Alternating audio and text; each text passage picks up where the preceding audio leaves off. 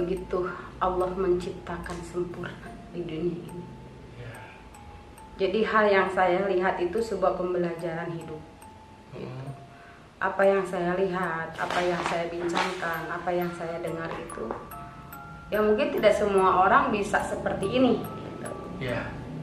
Dan mungkin semua orang juga menginginkan berdialog, berkomunikasi dengan sesuatu yang tidak terlihat. Pasti gitu. Banyak guru-gurunya. Nah, tadi yang disebutkan bedah roh itu, teteh pernah gak ngalamin gitu ya, masuk ke ranah kegoiban dalam artian ke istana-istana? Kalau gini ya, saya kan segala sesuatu hidup itu ada batasan, ya. Dimana saya harus masuk atau tidak, dimana saya diundang atau tidak diundang. Jadi kalau misalkan saya masuk ke ranah alam yang tidak terlihat dan mereka itu mengundang saya melihat dulu dong tujuan mereka apa. Karena kalau misalkan kita terlalu mengikuti alur yang mereka inginkan juga kita tidak boleh juga. Bagus, ya. Tidak boleh. Segala sesuatu itu melalui dari kontrol atau cara menerima kita terhadap makhluk yang tidak terlihat. Kebetulan selama saya menjadi sesuatu, saya menjalani aktivitas saya dengan dialog yang tidak pernah mereka lihat dan saya lihat, saya tidak pernah berani untuk apa ya? Untuk mendatangi, terjun langsung ke wilayahnya. Saya tidak berani. Karena beda dengan kita loh, gitu. Mereka itu beda dengan kita. Beda. Jadi kalau misalkan kita masuk ke ranah mereka, itu ya kita satu di antara dua, kembali lagi atau tidak. Kan gitu. Tapi Jadi itu bentuknya kerajaan atau kayak gimana? Atau seperti ya yang saya minta kepada Allah ya, dan saya minta kepada syarat mereka itu, kalau memang kamu mengundang saya, itu tujuannya apa? Dan kalau misalkan kamu inginkan saya datang kepada tempatmu, tinggal saya lihat aja jarak di sini. Kan kalau yang namanya kasat mata itu tidak ada jaraknya, tidak ada waktunya, tidak ada tempatnya, bisa aja kan? Jadi saya tidak mau kemana enggak. Kalau misalkan ada makhluk halus yang mengatakan junjunan, saya inginkan kamu hadir di tempat saya. Kamu undang gitu untuk sesuatu yang luar biasa. Jadi saya bilang luar biasa saya itu kehidupan saya, dan luar biasa untuk kehidupanmu ya kehidupanmu, bukan kehidupan saya. Jadi kalau kamu ingin menyuruh saya untuk datang ke tempatmu, saya tolak. Karena apa? Saya udah tahu nih satu dua kemungkinan. Kalau misalkan saya terjun ke alamnya, berarti saya tidak mungkin dong balik lagi ke alam saya. Nah, sedangkan bagi saya, Allah menciptakan saya dengan nyata. Dan kalau misalkan ada undangan dari mereka, ya saya tinggal mengatakan bahwa tujuannya apa. Kalau memang positif, ya kita duduk manis. Ya kalau negatif, ya untuk apa saya terima. Jadi pertanyaan tadi bahwa saya pernah terjun di kehidupan mereka. Sekarang saya sudah terjun di kehidupan mereka. Cuman saya selalu menolak undangan dari mereka. Gitu. Jadi saya tidak langsung tembus. Oh, istananya seperti ini. Oh, istana buta hijau itu seperti ini nih. Oh, istana ular itu seperti ini nih. Oh, istana itu saya tidak diberi penasaran ke situ. Cuman melihat dari kejauhan. Ya karena saya berpikir begini. Karena mereka itu diberi kelebihan kesaktian sama Allah. Jadi apapun bentuknya kita bisa putar mata dia sama mereka mah. Jadi kemana aja kita bisa lihat aja asal dianya berkehendak aja gitu. Jadi saya nggak seperti mereka yang mencari-cari gimana. Enggak, saya nggak pernah mencari hal-hal yang aneh-aneh. Tapi suasana di alam kegoiban itu dengan di kita perbedaannya seperti apa sih?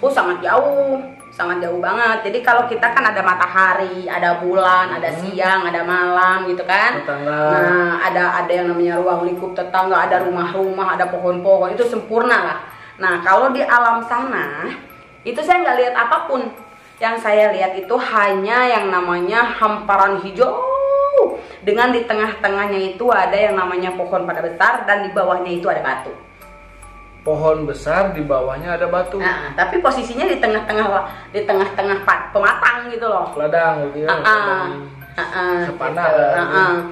Dan nggak ada yang namanya matahari tuh, nggak ada. Jadi ibaratnya gini, kita kan kalau mau hujan gede tuh ya, tapi belum turun hujannya. Kan gelap tuh. Ya seperti itu Gelap. kondisinya. Yang saya pernah mengalaminya seperti itu. Full itu semuanya.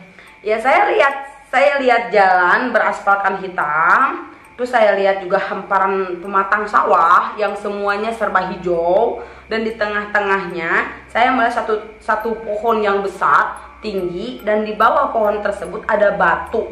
Dan saya duduk di situ, saya mengatakan saya di mana ini? Karena saya di rumah saya bukan ini, dan saya tidak melihat yang namanya rumah itu nggak ada. Yang saya lihat hanya jalan, yang saya hanya lihat pematang sawah, dan saya hanya melihat satu pohon dan satu batu. Sudah. Saya lari ke sana, balik ke situ, saya lari ke sini, balik ke situ. Jadi nggak ada yang namanya, kan kita mah kalau mau ke Bandung nih ya, kita pakai mobil nyampe ke tujuan. Yeah. Kalau ini mah nyampainya ke tujuan, kita mau pulang ke rumah kita, tapi tujuannya ke sana. Itu lagi. Makanya kenapa saya tidak mau diundang sama mereka? Saya nggak mau, karena sudah pengalaman awal gitu. Jadi kalau misalkan kita inginkan komunikasi dengan mereka, hati kita dulu yang harus kita olah, kita kontrol dulu, kita bersihkan dulu, gitu, supaya kita melihat tujuan mereka seperti apa. Karena yang ternyata saya pelajari, saya bisa komunikasi dengan mereka itu melalui hati. Mata ini tidak berfungsi bagi saya. Indra ini nggak berfungsi. Indra ini berfungsi untuk melihat manusia yang seperti saya, nyata. Tapi kalau kita melihat dari kasat mata, itu hati. Hati kita yang melihat. Dan jawabannya bahwa hati kita pun goib. Ya kan? Ya, hanya kita dan Allah yang tahu. Ya betul. Ya kan? Suamilah, anaklah, saudaralah, orang tua lah, belum tentu tahu hati kita. Nah, saya punya kesimpulan bahwa ternyata kita pun goib. Apanya? Hatinya. Iya. Gitu. Nah, saya bisa komunikasi dengan sesuatu yang tidak terlihat melalui hati. Iya. Dan mereka pun melihat saya itu melalui hati pula. Jadi, kita itu harus lebih jeli, harus lebih pintar, harus lebih cerdas, harus lebih tahu maksud dan tujuan mereka. Nah, seperti itu. Karena baiknya mereka belum tentu baik yang kita maksud. Iya. Nah, pertolongan mereka belum tentu pertolongan yang membuat kita itu ke hal yang lebih baik. Iya. Seperti itu. Jadi harus ada yang namanya kontrol diri. Iya. Tuh. Selama Teteh bisa berdialog dengan hal yang kegoiban itu tidak menjurus ke hal-hal negatif dalam tanda kutip nyelenggarkan akidah. Nah, kalau masalah akidah itu termasuk tergantung pondasi ya, tergantung keimanan, keyakinan, kepercayaan, kan. Tergantung gini aja atuan, banyak orang yang ngomong jangan datang ke paranormal, karena musyrik. Ya, betul. Nah, apa bedanya kalau orang sakit datang ke dokter? Iya. Iya kan? Betul. Kalau maksudnya untuk ikhtiar, karena Allah itu mewajibkan manusia hanya satu, yaitu ikhtiar. Ya.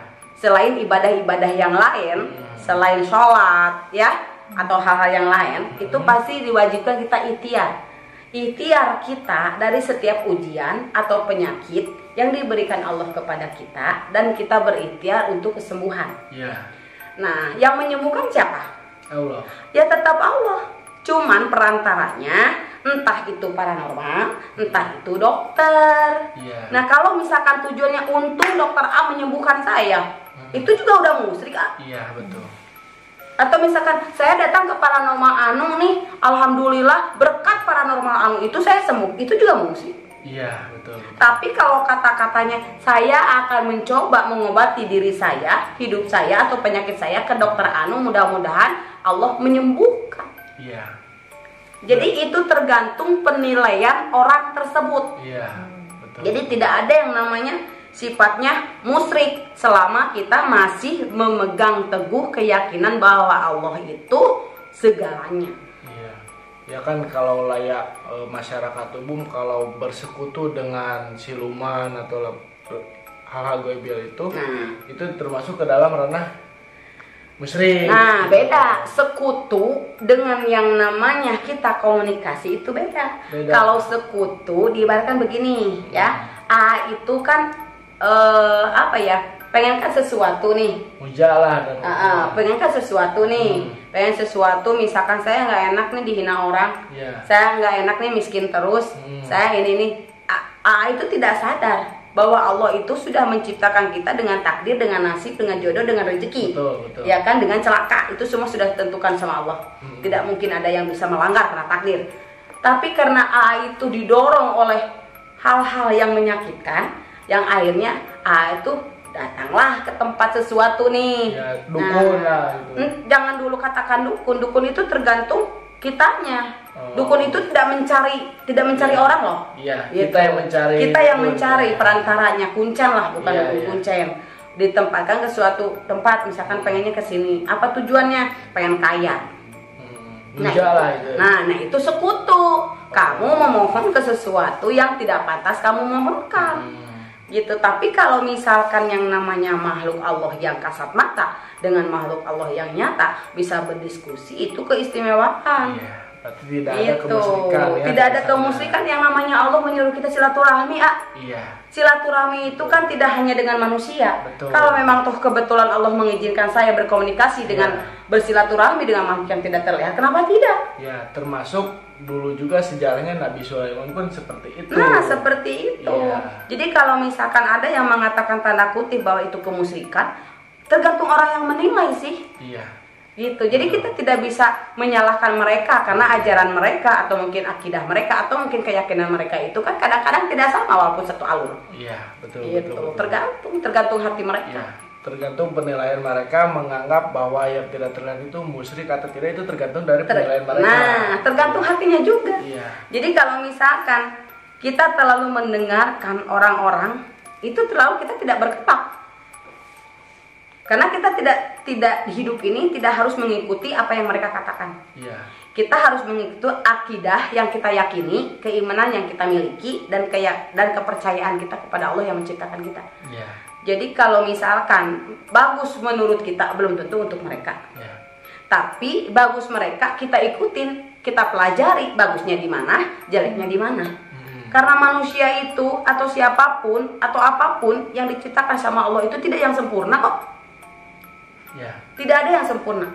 Karena yang sempurna itu ya Allah sendiri. Kan gitu. Jadi misalkan gini nih, kita kan sekarang kemana nih gitu. Kalau memang saya melihat sesuatu, ya saya katakan saya melihat sesuatu. Ya kalau misalkan saya tidak melihat sesuatu, ya saya diam kan. Jadi apapun yang saya lihat, itu yang saya katakan. Makanya ada yang berbicara kepada saya bahwa kamu pengen tahu nggak sih kunci hidup? Gitu. Saya berdialog dengan sesuatu yang tidak terlihat ya. Dan pertanyaannya seperti itu. Kamu pengen tahu nggak sih arti hidup? Menurut yang tak kasat mata itu.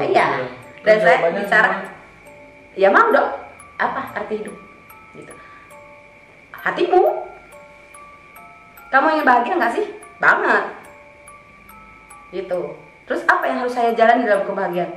Ya hatimu. Karena ternyata hati adalah tolak ukur manusia bahagia atau menderita. Jadi hati itu bisa penentu dari semua kelakuan dia sendiri berarti. Jadi gini, jadi hati itu tolak ukur kita melangkah kemana yang kita inginkan. Misalkan nih, kenapa sih orang itu sakit-sakitan ya? Kan gitu. Apa nggak jaga kesehatan apa ya? Kan gitu. Ternyata bukan dianya sakit-sakitan, tapi hatinya aja yang tidak bisa melalui proses kehidupan. Gitu. Sedangkan kita harus sadar nih bahwa hidup kita itu sudah ada yang menentukan, sudah ada yang menjamin. Yang menjamin itu yang menciptakan kita, yang menghidupkan kita di dunia. Terus apa yang menjadi masalahnya? Kalau manusia menjalankan kehidupan dan dia punya masalah, ya selesaikan toh. Karena Allah selalu memberikan solusi. Jalannya. Tinggal kita mencari cara jalannya yang terbaik untuk diri kita. Nah, Allah selalu memberikan ujian. Karena di setiap proses kehidupan, ujian itu tidak mungkin lepas dari kita. Terlepas dari apa yang kita alami, terlepas dari apa yang kita dengar, terlepas dari apa yang kita lihat. Itu tergantung kita menyikapi dan mencari obatnya. Dan pengen tahu apa obatnya? Apa tuh obatnya? Hati juga. Hati juga. Jadi yang tak kasat mata bilang kepada Teteh, berdialog dengan Teteh, itu semua dari hati. Makanya kesehatan dan lain sebagainya itu tergantung dari hati. Jadi kenapa sampai Teteh tidak mau bergaul dengan siapapun? Kan Teteh termasuk orang rumahan ya. Jadi kalau kita tidak konten ya kita diam di rumah kan. Iya, gitu. Betul. Karena bagi Teteh lebih baik, lebih enjoy berbicara dengan yang tidak terlihat daripada saya berbicara dengan orang yang nyata. Karena orang yang nyata kadang selalu menyimpang dari pembicaraan yang seharusnya dibicarakan. Tapi kalau misalkan makhluk yang tidak terlihat selalu inti dari kehidupan. Gitu. Dimisalkan begini, kamu itu pengen sehat nggak ya? Sehat mau. Kuncinya apa? Hatimu. Terus prosesnya apa?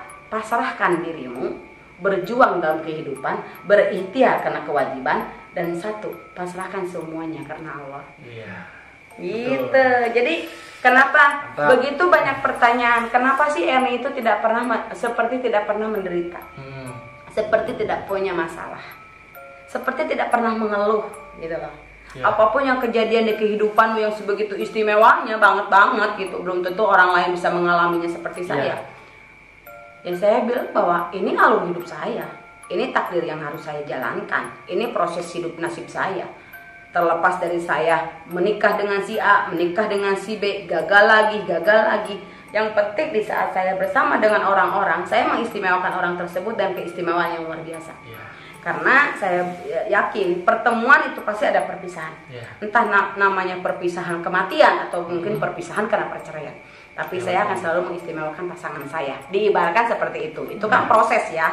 Nah, itu juga kan tergantung hati juga. Betul. Nah, kita mendidik anak, kita membesarkan anak, kita membiayai anak, itu kan tidak lepas dari proses hidup. Betul. Dan sampai mereka mengatakan, kamu tuh tidak pernah mengeluh. Ya untuk apa saya mengeluh? Untuk apa saya mengeluh kepada sesama manusia? Yang pro akan memberikan saya motivasi, memberi dukungan, yang kontra mentertawakan saya. Betul. Sedangkan permasalahan yang kita hadapi bukan orang lain yang bisa menyelesaikan, tapi diri kita pribadi. Diri kita pribadi yang tahu jalannya. Betul. Dan kalau misalkan kita sakit hati nih, satu kuncinya aja supaya kita lebih sadar diri. Apa tuh? Jangan pernah menyalahkan orang lain di setiap kejadian-kejadian dalam hidup kita. Kalau bahasa Sunda mah teu kesorangan gitu. Makan aja sama sendiri, karena permasalahan itu datang dari dirimu, bukan dari orang lain. Orang lain itu hanya mendukung dari semua kejadian. Jadi kalau misalkan yang namanya hati kita penuh dendam, penuh kecewa, penuh bla bla bla gitu kan. Nah, disitulah sakit. Nah, kalau misalkan kita sudah berusaha untuk berkomunikasi dengan orang-orang yang merasa tidak puas dengan apa yang kita lakukan, kita sudah A, B, C, terusan dia tetap aja dalam posisinya yang sama, kita hindari saja. Hindari aja, karena daripada kita terus berjuang, tapi orang yang kita perjuangkan terus meninggikan ego, yang pada akhirnya kita sendiri yang terpancing. Maka lebih baik menghindar saja. Gitu. Itu pelajaran yang sangat berharga. Cuman ada lagi pertanyaan nih. Teteh kan sebagai paranormal otomatis membantu orang yang lagi membutuhkan pertolongan ya, baik batinnya dari gangguan orang yang itu. Nah, yang saya pertanyakan itu gimana sih cara berobat? Pengobatannya maksudnya. Pengobatannya apakah menggunakan dupa seperti paranormal? Kalau saya sih lewat komunikasi ya. Saya bicara hati ke hati. Jadi tidak memakai. Tidak ada. Apa namanya? Tidak ada. Jadi tidak ada persyaratan yang mengakibatkan seperti itu, tidak pernah. Jadi misalkan gini, ada satu pasien permasalahannya tentang cinta ibaratnya ya. Dia nangis karena cinta, dia nangis karena pasangannya tidak setia, dia bla bla bla. Yang saya bahas di situ, pertanyakan dirimu sendiri. Sebelum kau membahas pasanganmu, kamu harus berkoreksi diri tentang dirimu. Gitu. Kalau misalkan dirimu sudah mengatakan bahwa apa yang saya lakukan sudah semaksimal kemampuan saya, baru kamu pertanyakan kepada pasangan. Ya. Nah, terus kata si pasien mengatakan, saya sudah benar Teh Erni, saya sudah begini. Coba kita lihat. Saya tatap matanya, saya tembus jantungnya, saya tembus hatinya, dan satu jawaban, ternyata ego. Gitu. Ego. Jadi dua-duanya nggak bisa ngalah.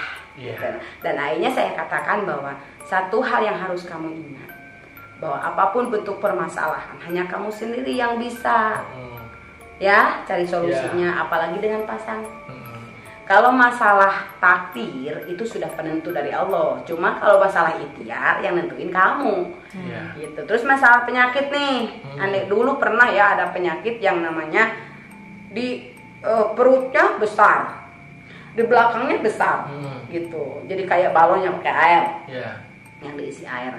Itu tubuhnya aja udah 30 kilo waktu itu. Adalah orang Pelawet. Bla bla bla. Saya lihat, saya nggak pernah nyalain orang lain. Saya hanya mengatakan bahwa ini segala sesuatu terjadi karena ujian Allah. Allah lagi menguji tentang rumah tangga kita, tentang ekonomi kita, tentang kehidupan kita. Yang penting itu kamu itu sehat. Tapi kan begitu banyak tuntutan tuh dari pasien. Ya memang kalau misalkan saya udah ke dokter loh Teh Erni, kata dokter di rongsen apa-apa, di scan apa-apa sehat loh. Saya pengen tahu dong penyebabnya. Nah kalau kamu pengen tahu penyebabnya, sembuh dulu kamunya. Mudah-mudahan dengan syariat saya mengobati kamu, dengan saya menolong kamu, Allah mengizinkan syariat saya kamu sembuh. Nah kalau misalkan kamu sembuh, udah jelas sembuhnya, berarti tidak ada dendam dong. Yang penting kamu sehat dulu, karena tujuan kamu datang ke sini kan untuk meminta kepada Allah sehat, bukan kepada saya. Kalau kepada saya manusia biasa, kan gitu. Nah ini saya buka semua. Jadi saya buka semua setelah penyembuhan. Jadi cara pengobatannya itu ya dengan cara seperti itu, berkomunikasi saja dari hati ke hati. Jadi tidak ada yang harus ada kemenyan, ada gimana, enggak. Saya nggak pakai itu. Saya ngobrol doang seperti saya ngobrol dengan A saat ini. Cuman lebih masuk lagi yang Teteh lihat itu selain dari ucapan benar itu. Ya karena kan kita karena gini ya, kebanyakan yang lain-lain itu kan mendengarkan dulu keluh kesahnya si pasien nih. Kalau Teteh enggak. Jadi gimana? Kalau Teteh mah gini, tujuannya apa? Ibaratnya tujuannya udah stop dia. Nah nanti saya yang menggambarkan keseluruhan apa yang dia lakukan, apa di masa lalunya, apa ke depannya, atau dia sedang jalani, itu saya buka sendiri. Gitu. Saya gunakan telepati saya melalui hati. Teteh itu kan kalau pengobatannya secara non medis ya. Berarti kan Teteh juga bisa pengobatan yang secara medis. Kayak tadi kan nggak mau, takut operasi, secara operasi nyata itu kan pisau sama jarum suntik aja segede-gede gaban ya Teh. Nah kalau cara pengobatan yang medis itu seperti apa? Kalau non medis kan Teteh berdialog langsung sama makhluk yang tidak terlihat. Tapi kalau pengobatan yang secara medisnya seperti apa Teh? Gimana ya? Jadi segala sesuatu yang saya lakukan selama saya menjadi paranormal itu di luar akal sehat semua Neng. Karena kalau saya mengatakan operasi dan saya menyanggupi, itu ada sesuatu bantuan yang tidak terlihat dari makhluk yang tidak terlihat. Dan saya menunggu jawaban tersebut. Kalau misalkan ada pasien nih, dalam posisi pasien repot banget gitu kan. Terus saya bilang, ya Allah ini ada bagian saya mengobati tidak? Dan ya Allah, ciptaan Allah yang kasat mata itu bisa bantu saya nggak? Kalau bisa, jawabannya seperti apa? Sanggup atau tidak? Nah kalau misalkan sanggup, ya mereka yang bekerja. Jadi mereka yang bekerja. Jadi di makhluk kasat mata itu juga ada dokter bedah. Ada dokter bedah, ada dokter spesialis ada. Semua ada. Jadi tinggal kita tunggu beberapa menit atau beberapa jam ada tidak yang hadir. Misalkan nih AA punya penyakit jantung. Nah, otomatis kan permohonan Teteh ke dokter jantung dong, ke dokter bedah. Nah, kalau yang ada hadir nih, gitu, udah ada bagiannya, sanggup. Berarti Teteh itu cuma melihat aja gitu ya? Iya, sebagai perantara aja. Berarti Teteh ada yang mendampingi? Banyak, alhamdulillah. Banyak. Jadi misalkan kata itu pernah ya, saya ngobatin orang yang penyakit serviks, rahim, kanker. Secara ilmu medis itu sangat sudah di ini ya, atas rata-rata gitu. 50-50 lah gitu. Tapi saya bilang karena memang yang ngebantu saya bilang itu sanggup sok, biarin saya yang kerja. Gitu kan, ya tetap aja pembayaran ada kan, gitu. Harus kerja gini. Oke, sembuh alhamdulillah. Cuman sayangnya setelah kesembuhan itu saya bilang bahwa ini akan terjadi seperti ini, tapi karena mungkin ada beberapa hal, satu di antara dua, sampai tidak terpenuhi dan akhirnya apa yang saya gambarkan terjadi. Jadi tipis nih. Jadi ilmu lahiriah dengan ilmu batiniah itu bisa gabung loh. Bisa gabung. Bisa gabung. Bisa kadang-kadang paranormal sekarang ini tuh pinter. Sangat pintar. Jadi kadang kan si paranormal itu tergantung pasien yang datang loh. Iya. Itu pasien mau datangnya gimana, tujuannya apa, kan menginginkan sesuatu itu seperti apa. Itu jadi tergantung kita menyikapi keinginan si pasien. Ya. Karena di sisi lain paranormal tidak mencari pasien. Apa bedanya dokter juga tidak mencari pasien, toh pasien sendiri yang pada datang semua. Ya kan orang yang sudah datang otomatis mungkin yang orang yang sedikitnya ikhtiar mencari pertolongan hakikatnya kepada Allah. Iya. Kan begitu. Benar nggak? Betul. Dan dengan cara-cara mereka dengan beda-beda itu tidak kita persalahkan. Toh punya ilmunya sendiri-sendiri, punya keahliannya sendiri-sendiri. Karena kalau datang kita kepada yang tidak punya ilmunya, ya itu kebodohan. Iya, betul. Gitu. Berarti di dunia kegoiban pun banyak dokter spesialis dan lain sebagainya. Nah, itulah keistimewaannya. Keistimewaan kenapa sampai kita bisa komunikasi dengan sesuatu yang tidak terlihat. Kita bisa meranah kemana aja. Yang penting menurut dia tuh, menurut mereka, cantiknya manusia itu satu dilihat dari hati. Kalau cantiknya manusia ke manusia itu dilihat dari yang namanya wajah. Diri kita, gitu, keadaan kita. Kalau mereka itu tidak melihat bahwa lu kaya, lu cantik, lu glowing, enggak gitu. Jadi cantik bagi mata mereka itu kita bisa mempercantik hati kita. Semisal cantik kita tuh seperti apa? Ya kita nggak usahlah banyak-banyak kepoin orang, kan gitu. Nggak usahlah kita bahas tentang orang gitu kan. Mau orang mau seperti apa, mau gimana juga itu urusan mereka. Yang penting kita mah menjalani hidup sesuai dengan koridor dan aturan gitu. Terlepas dari apa yang kita lakukan, toh hanya Tuhan yang tahu. Kalau kita terlalu peduli orang lain juga nggak bagus. Tidak peduli juga nggak bagus. Ya udah, kita mah jalan. Kita jalani kehidupan kita sendiri. Jadi makanya Tete asik berbincang dengan sesuatu yang tidak terlihat daripada dengan manusia yang nyata. Jadi itu yang disebutkan ilmu itu bedah roh itu. Iya. Jadi bedah roh itu kita bisa berkomunikasi dengan makhluk ciptaan Allah yang dengan kasat matanya bisa berdiskusi dengan kita. Intermezzo teh. Takutan lihat makhluk yang kasat mata dalam artian kayak siluman, setan, apa lebih takut lagi ngelihat manusia teh? Saya lebih takut lagi melihat manusia. Saya lebih takut lagi karena ego manusia itu melebihi batas rata-rata. Kalau makhluk yang tidak terlihat itu sebetulnya nggak ada egonya, tergantung kita. Dan yang paling menakutkan, saya takut sekali sebuah pengkhianatan. Nah itu yang sangat saya takutkan. Itu manusia yang punya teh itu. Nah itu hanya manusia yang punya. Kalau makhluk kasat mata tidak berkhianat, tidak pernah berkhianat. Dia setia dengan sebuah komitmen dan perjanjian. Perjanjiannya misalkan gini, gue sayang sama lu, apapun lu butuh gue ada. Dan itu ditepati sampai saat ini. Kalau manusia, apalagi pasangan kita, aku cinta sama lo, tapi di saat ada yang cantik lempar matanya. Nah itu yang saya takutkan. Karena bagi saya pengkhianatan itu satu penyakit yang tidak ada obatnya. Tell me pretty lies,